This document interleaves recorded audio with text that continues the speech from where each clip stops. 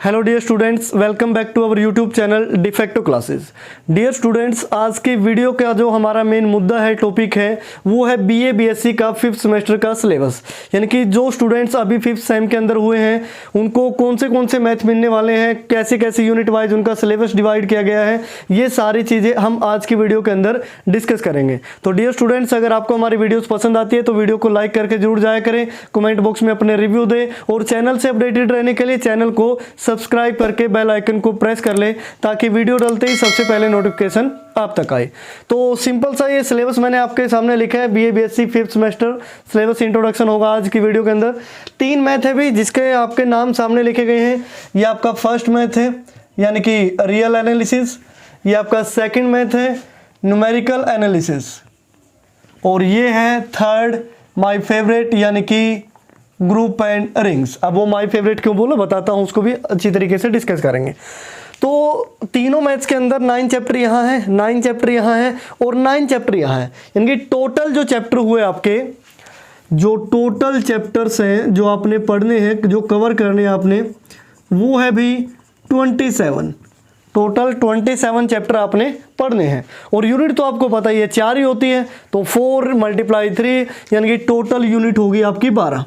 तो total units आपको 12 cover करनी, तो हर एक सेमेस्टर में सेम रहती है, इसमें कोई खास चीज़ नहीं है कि सर आप ये क्या बता रहे हो, ऐसा मत सोचना।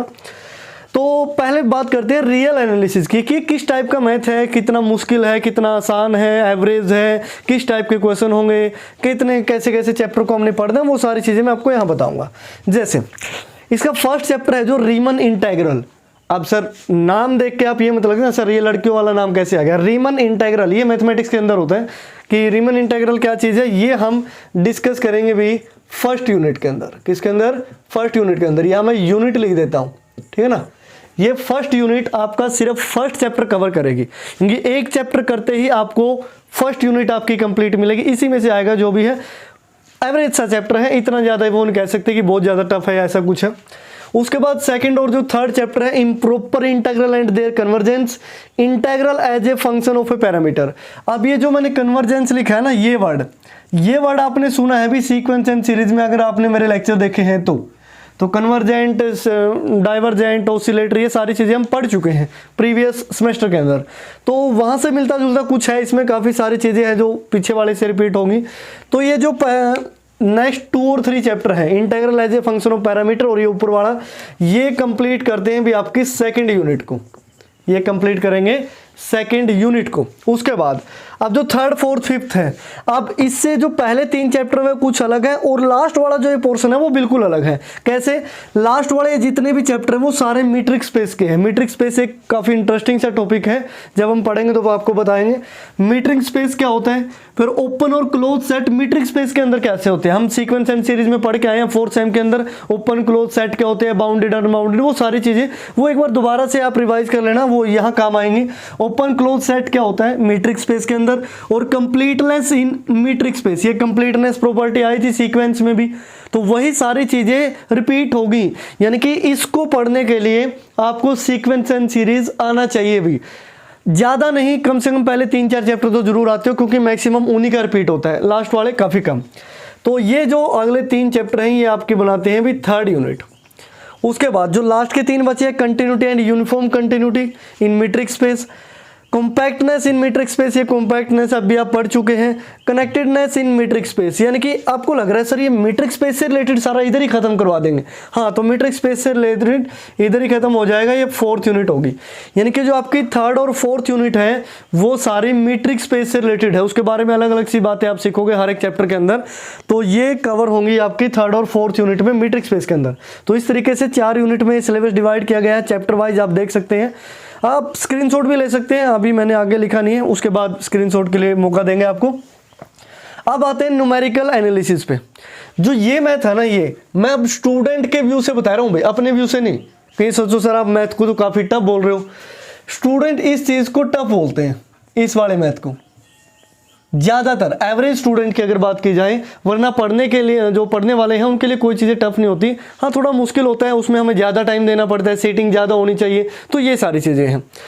तो according to the student review, ये इस कैटेगरी के अंदर काउंट किया जाता है। भी थोड़ा सा है, इसमें सोचने वाला पार्ट ज़्यादा है, थोड़ी सी क्रिटिकल चीज़ें हैं।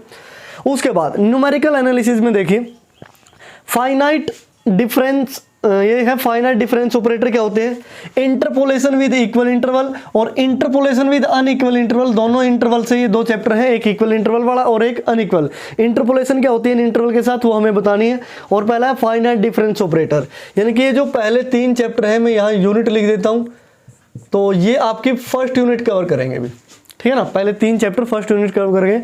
उसके बाद है सेंट्रल डिफरेंस इंटरपोलेशन फॉर्मूले और प्रोबेबिलिटी डिस्ट्रीब्यूशन। जब यहाँ से आप पढ़ोगे ना प्रोबेबिलिटी डिस्ट्रीब्यूशन, ये जो सेकंड यूनिट आपकी जो 4th और 5th चैप्टर का है, बड़ी आसान सी है, ठीक है ना। प्रोबेबिलिटी डिस्ट्रीब्यूशन स्टैटिक्स का पार्ट आ गया, ये वहाँ से टेबल बनानी, यानी कि कैलकुलेटिव सा पार्ट आ गया आपका। कैलकुलेशन ज़्यादा है, समझने वाली चीज़ें कम है। यहाँ सारा समझने वाला है, कैलकुलेशन है ही नहीं, तो इस तरीके की चीज़ें हैं। उसके बाद है numerical differentiation eigen value problem, इसको आइगन भी बोल देते हैं, इगन भी बोल देते हैं, कोई इफेक्ट नहीं पड़ता, ठीक है ना। बस पिजन मत बोल देना, कहीं कबूतर बना दो इसका। तो दिस मीन्स ये हो गया 3rd यूनिट भी आपके 6th और 7th चैप्टर, ठीक है ना। ये सिलेबस लिखा है मैंने। जो बुक यूज की गई है वो है जीवन सन्स न्यू कॉलेज, जीवन सन्स पब्लिकेशन, ये बुक के अकॉर्डिंग ये सिलेबस लिखा गया है। जीवन सन्स न्यू कॉलेज की ये बुक है भी, ठीक है ना। तो ये आप ध्यान रखना कि किस बुक के हिसाब से कंटेंट लिखा गया है, क्योंकि बहुत सारी यूनिवर्सिटीज ऐसी है जिसमें 1-2 चैप्टर इधर उधर हो जाता है, या 4th का 5th में डाल दिया, 5th का 4th में, छोटा मोटा चलता रहता है, कोई दिक्कत नहीं है, मैक्सिमम यही मिलेगा आपको, ठीक है ना।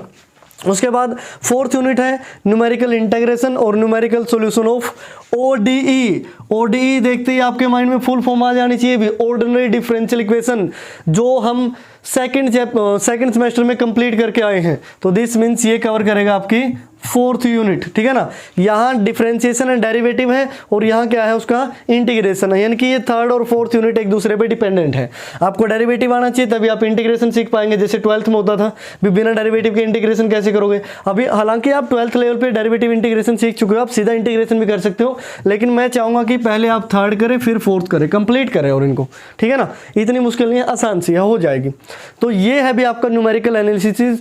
ये जो मैथ है, ये न्यूमेरिकल एनालिसिस, इसको आप एवरेज कैटेगरी के अंदर काउंट करते हैं भी, जो according to the student review. ये ध्यान रखना, मैं अपने रिव्यू नहीं बता रहा, स्टूडेंट के रिव्यू बता रहा हूँ। स्टूडेंट इसको एवरेज कैटेगरी में काउंट करते हैं, क्योंकि प्रोबेबिलिटी डिस्ट्रीब्यूशन से जो नीचे वाले चैप्टर है आसान कैटेगरी के अंदर आते हैं। हाँ, आसान ये भी है करने वाले के लिए, ठीक है, लेकिन इसमें थोड़ा सा सोचने वाला पार्ट है, ये सारा ही सोचने वाला पार्ट है इधर, ये समझना, ठीक है ना। और सबसे फेवरेट 3rd, यानी कि फेवरेट का मीनिंग बच्चों को आसान चीज़ें बड़ी आसान लगती हैं। अरे इसमें नया क्या है, नया नहीं, मीनिंग जो चीज़ें आसान होती हैं उसमें इंटरेस्ट ज़्यादा आता है, हम ये आने लगी। जब भी कोई चीज़ एक बार में हमें पकड़ में आ जाती है ना, हाँ सर ये तो ये होगा, तो हम प्राउड फील करने लगते हैं, हाँ भी हाँ ऐसा एक्चुअल में है। तो बच्चे ज़्यादातर इस मैथ को पसंद करते हैं, ग्रुप एंडिंग्स को। ये थोड़ा जल्दी भी हो जाता है, थोड़ा छोटा भी है, टॉपिक भी इसके मतलब ज़्यादा ये डेफिनेशन टाइप का चैप्टर है भी, डेफिनेशन इस टाइप से चलती रहेंगी। जैसे अगर आपको याद हो, हम 12th में मैट्रिक्स पढ़ते थे, मैट्रिक्स में क्या था, डेफिनेशन थी, वो मैट्रिक्स और तो क्या प्लस माइनस था। ऐसा ही मैथ इसको मान के चलो, बस आपको कुछ प्रॉपर्टीज कुछ डेफिनेशंस आपको याद हो, क्वेश्चंस में कहीं कोई दिक्कत नहीं आती, बड़ा सिंपल सा मैथ है। तो इसको हम इजी में काउंट करते हैं भी, ये इजी मैथ माना जाता है according to student review. Student के सबसे ज़्यादा मार्क्स भी इधर से ही खींचते हैं, ठीक है ना। स्टूडेंट्स ज़्यादा जोर इसी पे लगाते हैं, क्योंकि जो आसान है ना उसमें ना गलती होनी चाहिए। अब जो मुश्किल है नहीं आ रहा, गलती होगी, उस पार्ट को डिलीट कर देते हैं वो इस तरीके से। अब देखो पहला चैप्टर है ग्रुप एंड सब ग्रुप। अब नाम से ही लग रहा है सर ये तो स्टूडेंट ग्रुप की बात हो रही है, अभी वो ग्रुप नहीं, मैथ वाला ग्रुप है, ठीक है ना। तो ग्रुप एंड सब ग्रुप और को सेट्स, अभी तक आपने सब set, proper set, super set ये पढ़े हैं, अब आप को सेट्स पढ़ोगे। सर आपको ऐसा लग रहा है कि सर जैसे हम नाम पढ़ते हैं ना को सेट्स, ऐसा लग रहा है जैसे कजन सेट की बात हो रही हो, ऐसा ही कुछ है कजन सेट, ठीक है ना। प्रैक्टिकल चीज़ों में दो सेट को सेट कैसे रिलेट होंगे, तो वो सारी चीज़ यानी कि ये होगा फर्स्ट यूनिट भी आपका, फर्स्ट और सेकंड चैप्टर इसकी फर्स्ट यूनिट कंप्लीट करेगा, ठीक है ना। अपने मीनिंग मत निकाला करो, क्योंकि चैप्टरों के कई नाम ऐसे हो जाते हैं, अभी आप आगे भी बोलोगे। 3rd है होमोफॉर्मिज्म और ऑटोफॉर्मिज्म, ठीक है ना। अब ये चैप्टर बड़ा इंपॉर्टेंट है भी, और ये दोनों यानी कि सेकंड यूनिट मेरे अकॉर्डिंग काफ़ी इंपॉर्टेंट है, इस पे ध्यान देना है आपने। परमुटेशन ग्रुप्स क्या होते हैं, होमोफॉर्मिज्म, ऑटोफॉर्मिज्म, ये काफ़ी बार रिपीट हो जाता है एग्जाम में बहुत टाइम्स, और वैसे भी नेट वगैरह में ये चीज़ें ज़्यादा आती हैं, तो यहाँ से आप फोकस करोगे सेकंड यूनिट पे। उसके बाद थर्ड यूनिट में है chapter number 5th, 6th and 7th। 5th chapter का नाम है रिंग्स एंड फील्ड। आप लोग आइडिया लगा रहे हो सर हमने तो मीनिंग भी निकाल लिया, रिंग्स मीनिंग छल्ला और फील्ड मैंने खेत, यानी कि छल्ला और खेत वाला चैप्टर है। ऐसा नहीं है भी, ये जुगाड़ आप मत लगाया करो। रिंग्स एक अलग चीज़ होती है, फील्ड एक अलग चीज़ होती है। इनको हमने पढ़ना है डिटेल के अंदर, मतलब आपने पढ़ना है, ठीक है ना। हम भी पढ़ेंगे, आप भी पढ़ोगे, तो इस तरीके से।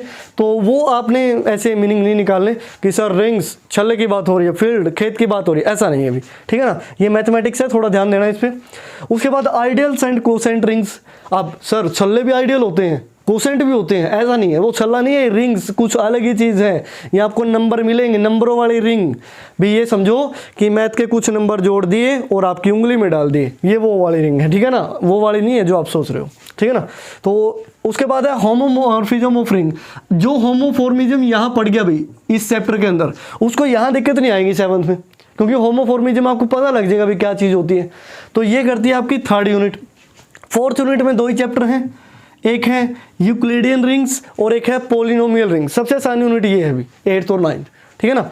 यूक्लिडियन रिंग्स और पोलिनोमियल रिंग्स, यानी कि जो पूरा ये जो मैथ है इसमें आपको मेनली 4-5 चीज़ें मिलेंगी। ग्रुप, सब ग्रुप, कोसेट, रिंग, फील्ड, बस 5 से रिलेटेड ही सारा कुछ है। ये मैथ काफ़ी छोटा भी है, काफ़ी छोटे का मीनिंग इनसे काफ़ी छोटा है। वैसे तो ठीक है ये, ठीक है ना, और आसान भी है, यानी कि चीज़ें आपको जल्दी पकड़ में आएगी यहाँ से। ये आपका आसान वाला पार्ट है जिसको आप इजीली कर सकते हो। ये आपका एवरेज वाला पार्ट है कि कुछ हिस्सा इसका बिल्कुल आसान है, कुछ हिस्सा सोचने वाला पार्ट है। ये कंप्लीट आपका सोचने वाला पार्ट है भी, ठीक है ना। इसमें क्वेश्चन आपको देख के अजीबोगरीब लगेंगे, सर ये चल क्या रहा है, समझ ही नहीं आ रहा। तो यहाँ चीज़ें आपको बार बार प्रैक्टिस करनी पड़ेगी।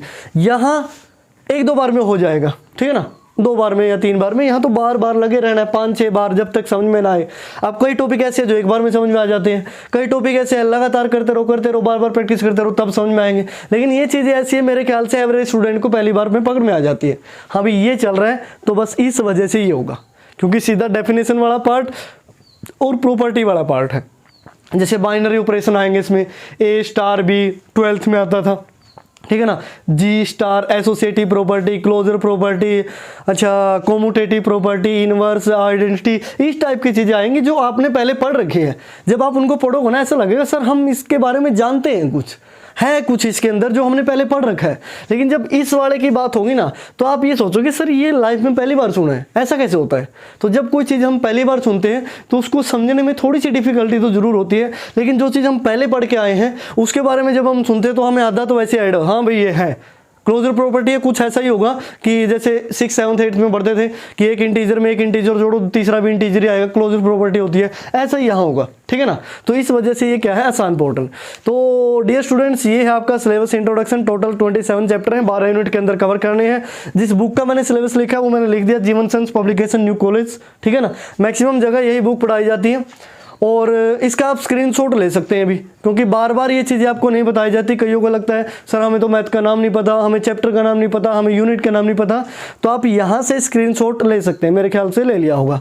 तो ये था भी आपका 5th सेमेस्टर का सिलेबस जो आपने पढ़ना है। इसके अकॉर्डिंग आपने बुक ले लेनी है जैसे 4th सेमेस्टर के एग्जाम खत्म होते हैं, और धीरे धीरे इसको कवर करना है। जब हम पहले 4 सेमेस्टर कवर कर चुके हैं तो ऑब्वियस सी बात है 5th में थोड़ा लेवल बढ़ेगा भी। ये जो पीछे के मैथ्स हैं उनसे थोड़ा सा अप लेवल है। 6th में पूरा टॉप मोस्ट लेवल के मैथ आएंगे आपके पास तीनों, ठीक है ना। अभी फिलहाल 5th में है। अब ये नहीं है कि इसका लेवल बढ़ गया सर ये हमें आएगा नहीं भी, आपका भी तो लेवल बढ़ा, आप 4 सेमेस्टर क्लियर कर चुके हैं, ठीक है ना।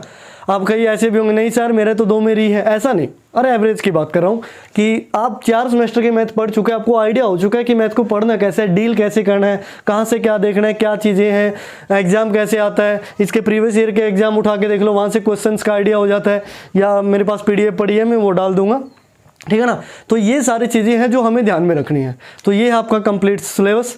डियर स्टूडेंट्स उम्मीद करता हूँ कि आपको वीडियो पसंद आई होगी। फिर दोबारा से बोल रहा हूँ, वीडियो पसंद आती है तो वीडियो को लाइक करके जाया करें, कमेंट में अपने रिव्यू ज़रूर दें, और चैनल से अपडेटेड रहने के लिए चैनल को सब्सक्राइब कर लें। Thank you very much for watching my videos.